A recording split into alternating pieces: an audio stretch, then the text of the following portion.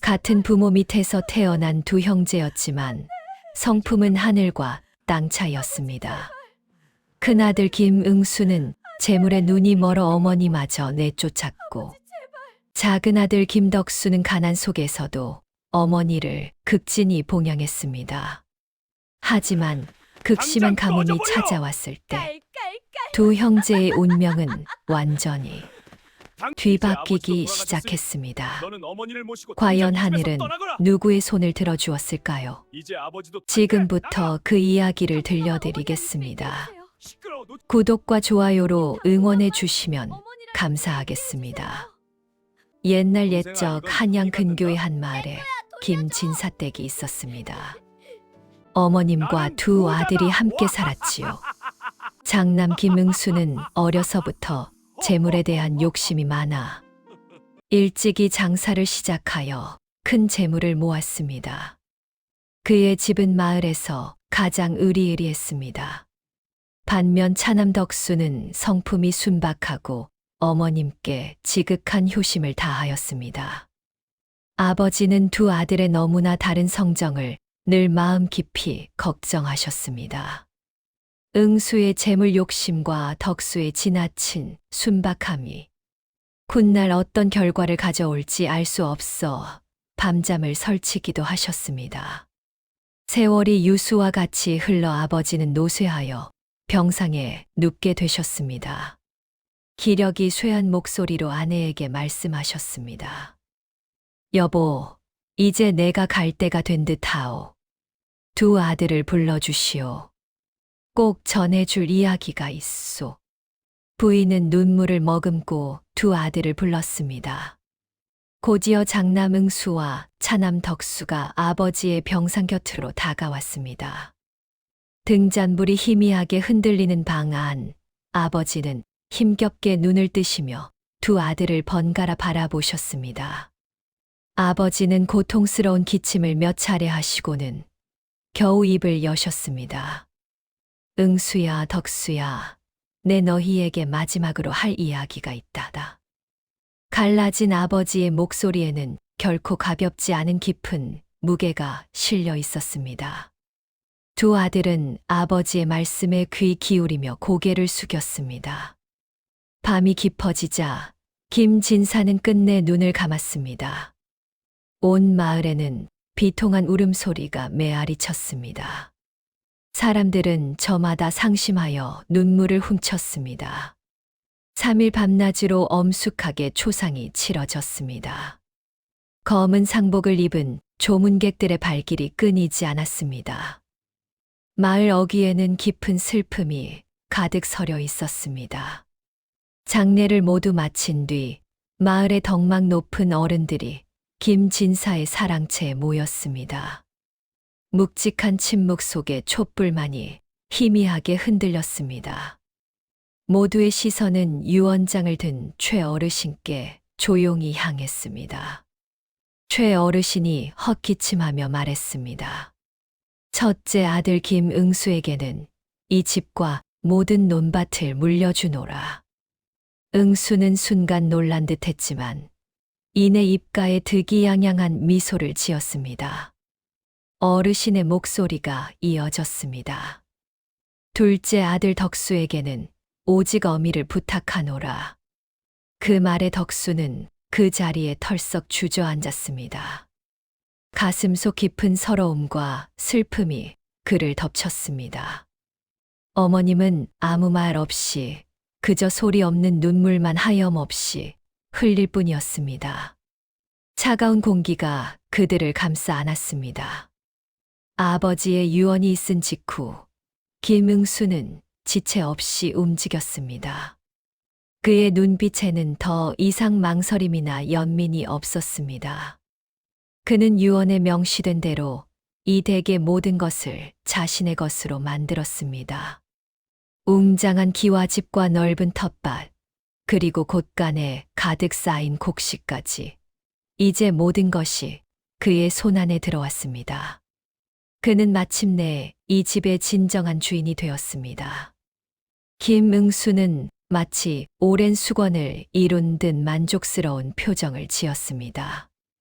그러나 그의 얼굴에는 가족에 대한 따뜻한 정보다는 차가운 결의만이 가득했습니다.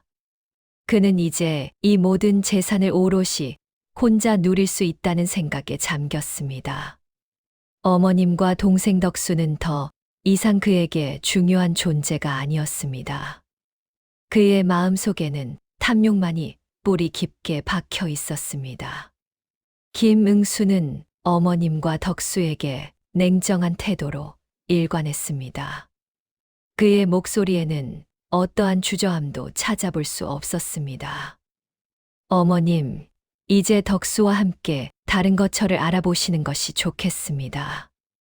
마치 오래전부터 계획했던 일을 실행하듯 그는 단호하게 말했습니다. 차가운 바람이 방문을 스쳐 지나가는 듯 했습니다. 이 집은 아버지의 유언에 따라 온전히 저의 명의가 되었습니다. 그러니 더 이상 함께 지내기에는 여러모로 불편함이 따를 것입니다. 김응수는 낯선 손님에게 말하듯 감정 없는 어조로 이야기했습니다. 그의 눈빛은 두 사람에게 한시라도 빨리 이곳을 떠나라고 재촉하는 듯 했습니다.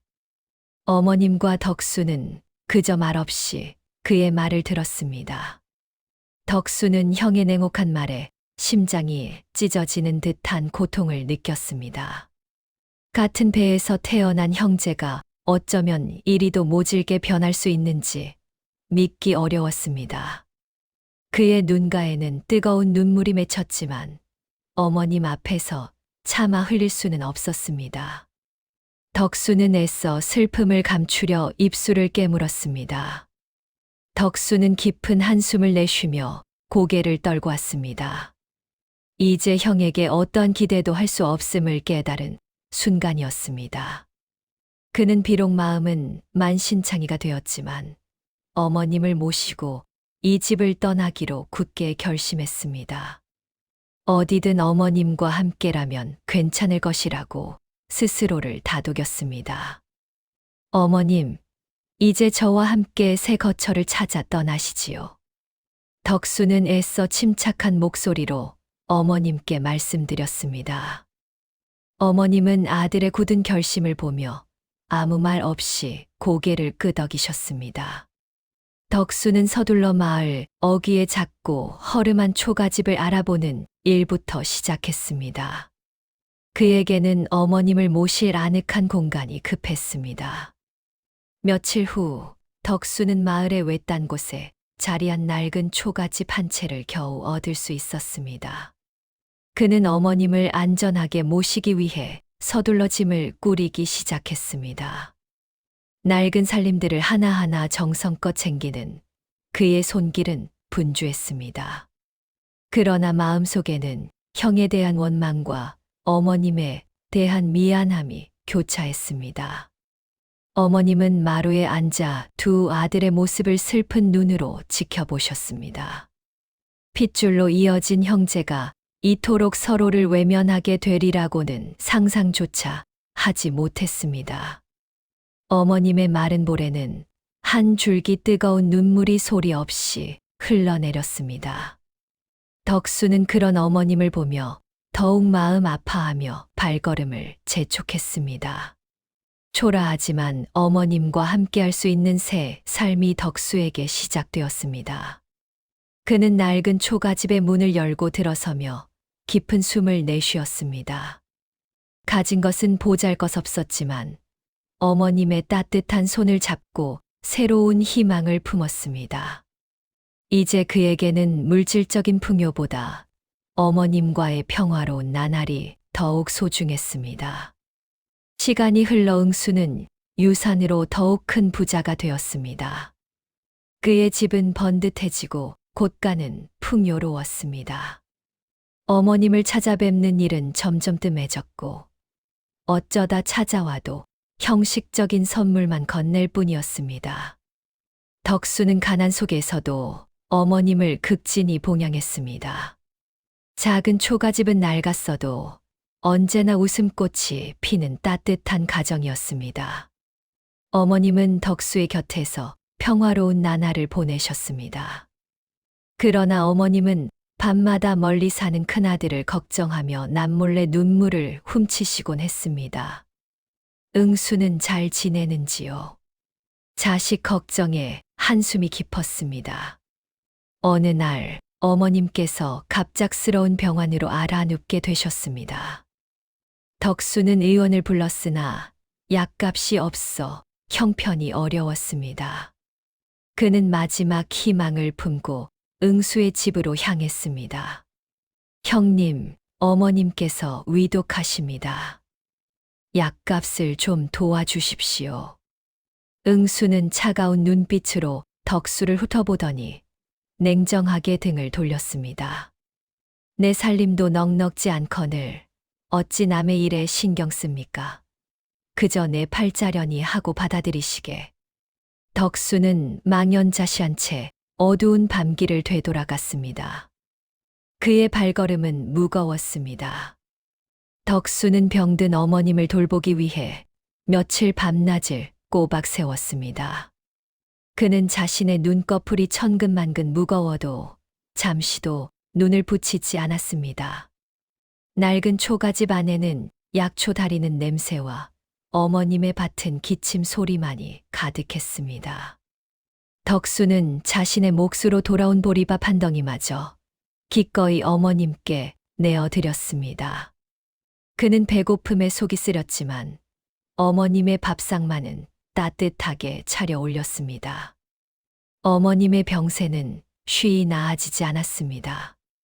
덕수는 마지막 지푸라기라도 잡는 심정으로 형의 집을 다시 찾아갔습니다. 대문 밖에서 한참을 서성이다 조심스럽게 문을 두드렸습니다. 김응수는 싸늘한 표정으로 대문을 열었습니다. 덕수는 무릎을 꿇고 애원하듯 간청하였습니다. 형님, 어머님께서 위독하십니다. 부디 한 번만 도와주십시오. 김응수는 매몰차게 동생을 내쫓았습니다. 나에게 더 이상 찾지 마라. 어머님은 이미 내게 없는 분이시다. 그는 차가운 말과 함께 문을 쾅 닫았습니다. 문 밖에 홀로 남겨진 덕수의 등은 한없이 초라해 보였습니다. 이 모습을 지켜보던 마을의 한 어르신은 혀를 내두르며 김응수의 비정함에 탄식했습니다. 덕수는 다시 집으로 돌아와 어머님 곁을 지켰습니다. 지극한 효심이 하늘에 닿았는지 어머님의 병세는 조금씩 호전되기 시작했습니다. 어머님은 희미한 미소를 지으며 덕수의 손을 잡으셨습니다. 아들아, 내 정성 덕분에 내가 살아나는구나. 이제 나 때문에 위험한 일은 하지 말거라. 어머님의 말씀에 덕수는 뜨거운 눈물을 흘렸습니다. 어머님의 따스한 손길은 덕수의 지친 마음에 큰 위로가 되었습니다. 어느 해 마을에는 심상치 않은 기운이 감돌았습니다. 하늘은 연일 맑았으나 비 한 방울 내리지 않았지요. 타는 듯한 볕은 대지를 메마르게 하였습니다. 논밭의 벼 포기는 말라 비틀어지고 밭작물은 고개를 숙인 채 시들어갔습니다. 마을 전체에는 흉년의 그림자가 드리웠고 사람들의 얼굴에는 근심이 가득하였습니다. 김응수의 넓은 논밭과 가득했던 곡식 창고도 가뭄 앞에서는 속절없이 비어갔습니다. 땅에서 나는 것이 곧 재산이었던 그에게 이 가뭄은 크나큰 시련이었습니다. 탐욕으로 번들거리던 그의 얼굴에는 이제 깊은 수심과 초조함이 드리워졌습니다. 밤이 깊어도 잠 못 이루며 마른 입술을 깨무는 날이 많아졌습니다. 덕수는 달랐습니다. 가진 것이 넉넉하지 않았으나 어려운 이웃들을 먼저 살피고 줄인 배를 움켜쥔 이들에게 좁쌀 한 줌이라도 나누어 주었습니다. 마을 사람들은 덕수의 따뜻한 마음에 감동하였고 서로 가진 것을 나누며 이 어려운 시기를 함께 이겨내고자 하였습니다. 덕수는 언제나 그 중심에 있었습니다. 어머님은 덕수의 따뜻한 마음에 기뻐하셨습니다. 하지만 응수의 고난을 보며 밤잠을 이루지 못하셨지요. 자식들의 다른 모습을 보며 마음 한켠이 늘 아프셨습니다. 메마른 하늘은 좀처럼 눈물을 뿌리지 않았습니다. 가뭄은 점점 심해져 마을 전체에는 절망의 그림자가 짙게 드리워졌습니다. 사람들은 아침마다 하늘을 올려다보며 애타게 비를 기다렸습니다. 메마른 땅처럼 마을 사람들의 마음도 점점 갈라지는 듯하였습니다. 모두가 하늘만 바라보며 한숨을 내쉬었습니다. 그들의 시선 속에는 희망보다는 체념이 더 깊이 배어 있었습니다. 극심한 가뭄이 온 나라를 덮쳐 백성들의 근심이 깊었습니다. 메마른 땅은 거북이 등껍질처럼 발라지고 밭의 곡식들은 누렇게 시들어만 갔습니다. 그러나 덕수의 작은 밭에는 신기한 기운이 감돌았습니다. 다른 밭과는 달리 파릇파릇한 생명력이 넘쳐 흘렀습니다. 덕수가 정성껏 심고 가꾼 밭에는 유독 곡식이 푸르고 풍성하게 열리는 기적이 일어났습니다. 벼 이삭들은 황금빛으로 물들어가며 고개를 숙였고 곡식의 알곡은 단단하게 연글었습니다.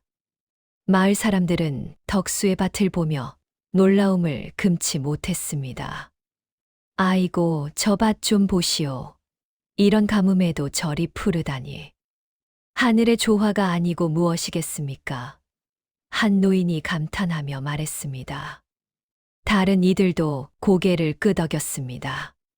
덕수 도령의 효심이 지극하여 하늘이 복을 내리신 것이지요. 어머님을 봉양하는 그의 정성이 하늘에 닿았음에 틀림없습니다. 사람들은 입을 모아 덕수를 칭송했습니다. 그 무렵 마을의 유지인 김응수는 깊은 한숨을 내쉬었습니다. 그의 곡식 창고는 바닥을 드러내고 있었고 백성들의 고통은 아랑곳 없이 그의 마음은 오직 자신의 재산을 지키는 걱정으로 가득 찼습니다. 그때였습니다. 덕수의 밭에 풍년이 들었다는 소문이 그의 귀에 들려왔습니다. 가뭄의 풍년이라니 어찌 그런 해괴망측한 일이 있단 말인가. 응수는 코웃음을 쳤지만 마음속에는 알 수 없는 질투와 의심이 스멀거렸습니다. 내 눈으로 직접 보지 않고는 믿을 수 없다. 그는 밤이 깊어지기를 기다렸습니다. 밤이 깊어지자 김응수는 홀로 덕수의 밭을 찾아갔습니다. 칠흑 같은 어둠 속에서도 덕수의 밭은 유난히 푸른빛을 띠고 있었습니다. 달빛 아래 반짝이는 벼, 이삭들은 마치 보석처럼 빛났습니다. 김응수는 그 광경에 아연실색했습니다. 자신의 눈앞에 펼쳐진 풍성한 곡식들은 믿기지 않을 정도였습니다. 황금빛으로 물들어가는 벼, 이삭들은 고개를 숙이며 응수를 비웃는 듯 했습니다. 내 곡식 창고는 텅 비어가는데 저 하찮은 덕수 놈의 밭에서 저런 풍년이 들다니. 그의 얼굴은 탐욕과 분노로 일그러졌습니다. 응수는 주먹을 꽉 쥐었습니다. 이러다가는 내 재산마저 모두 잃게 될 것이다. 저 밭을 어떻게든 내 것으로 만들어야만 한다. 그의 머릿속에는 온갖 음흉한 계략이 떠올랐습니다. 어둠 속에서 그의 눈은 섬뜩하게 번뜩였습니다. 덕수의 기적 같은 밭은 이제 김응수의 탐욕스러운 계획의 대상이 되고 말았습니다. 그는 자신의 재산을 지키기 위해 덕수의 밭을 빼앗을 음모를 꾸미기 시작했습니다. 김응수는 아우 덕수의 밭을 향해 걸어갔습니다. 탐욕스러운 눈빛으로 황금빛으로 익어가는 곡식들을 바라보며 그는 덕수를 불러 세웠습니다. 아우야, 저 밭에서 나는 곡식은 마땅히 내 것이어야 한다.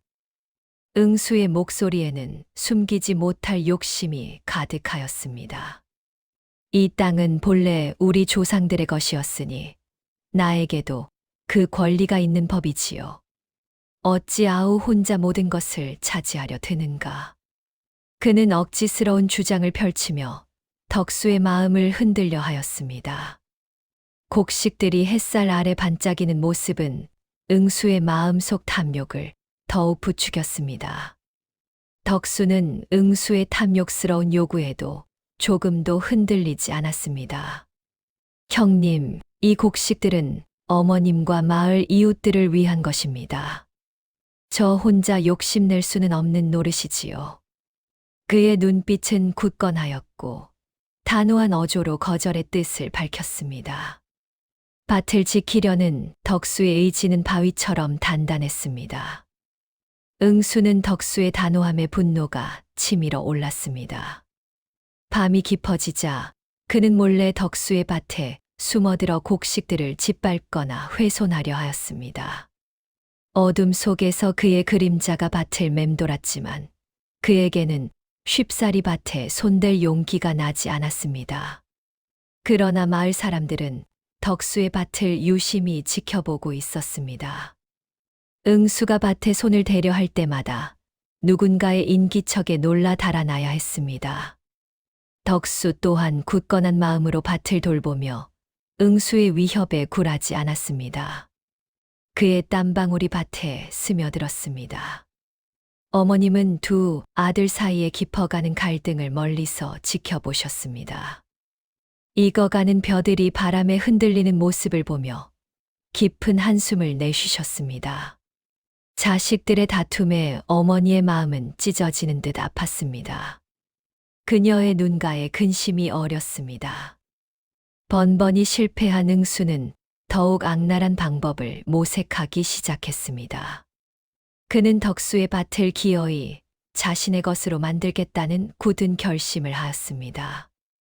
그의 머릿속에는 섬뜩한 계략들이 피어났고 다음 계획을 실행할 때를 기다렸습니다.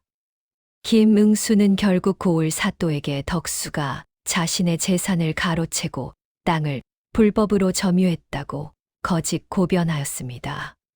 사또는 현명하고 공정한 판결로 인근 고을에까지 이름이 높은 분이었습니다. 백성들은 그의 지혜로운 심판을 굳게 믿었습니다. 사또는 응수의 상소문을 받은 후 두 형제를 관하로 불러 진실을 캐묻기 시작하였습니다. 넓은 마당에는 이미 진실을 알리려는 마을 사람들이 삼삼오오 모여들고 있었습니다. 그들은 정의가 바로 서기를 간절히 바랐습니다. 사또 나리, 덕수는 참으로 효심 깊은 아들입니다요. 마을의 온갖 꾸준히를 마다치 않고 늘 남을 도왔습니다. 한 노인이 용기를 내어 말했습니다. 허나 응수는 탐욕에 눈이 멀어 어미를 버리고 아우를 모함하고 있습니다. 다른 마을 사람도 응수의 비정함을 고발하였습니다. 쇠약한 몸을 이끌고 노모 또한 사또 앞에 나아갔습니다. 그녀는 떨리는 목소리로 호소하였습니다. 사또 나리, 덕수는 병든 어미를 지극정성으로 보살폈습니다. 지난 세월의 모든 진실을 말씀드리겠습니다. 노모는 눈물로 아픔을 털어놓았습니다. 사또는 모든 이야기를 듣고 깊은 생각에 잠겼습니다. 그의 표정에서는 아직 어떤 결론이 나올지 짐작하기 어려웠습니다. 사또는 잠시 좌중을 살폈습니다. 이윽고 그의 엄숙한 목소리가 법정을 울렸습니다. 덕수의 효심은 하늘도 감동시킬 지경입니다. 병든 노모를 봉양하는 고결한 마음은 백성들의 귀감이 됩니다. 사또는 덕수의 지극한 효심과 선한 마음에 감탄하며 그에게 모든 재산을 온전히 돌려주라 명했습니다. 탐욕으로 남의 것을 탐한 자들에게 엄중한 벌을 내릴 것이라 선언했습니다. 그들의 얼굴은 순간 흑빛으로 변했습니다. 덕수는 사또의 현명한 판결에 깊이 고개를 숙였습니다. 그의 두 눈에는 감격과 안도의 뜨거운 눈물이 고였습니다. 백성들은 사또의 판결에 일제히 박수하며 환호했습니다. 정의가 선 것에 모두 기뻐했습니다. 이제 덕수는 어머니를 더욱 편안히 모실 수 있게 되었습니다. 그의 마음속에는 오랜 근심이 사라지고 따스한 희망이 피어났습니다. 마을 사람들은 덕수의 이야기를 오래도록 칭송하며 효심의 소중함을 되새겼습니다.